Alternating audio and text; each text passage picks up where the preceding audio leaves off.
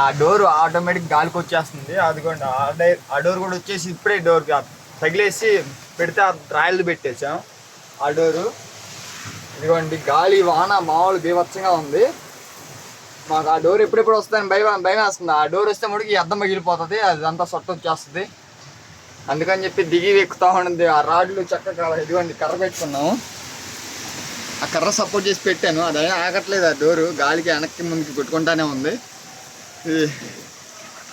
ఎవరు పట్టించుకోవట్లేదు. ఇక్కడ వాచ్మెన్స్ అందరూ ఉన్నారు కానీ వాళ్ళు ఎందుకు అని చెప్పేసి వెళ్ళిపోయారు.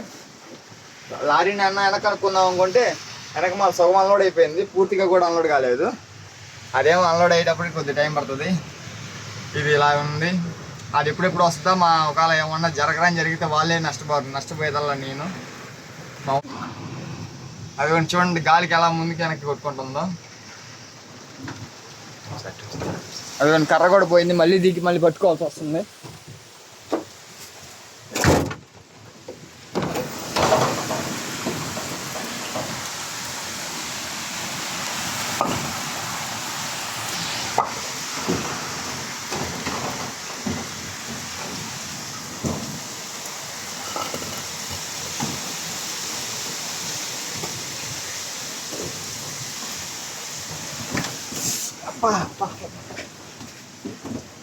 ఇది ఫ్రెండ్స్ లారీ వాళ్ళ కష్టాలు ఇలా ఉంటాయి.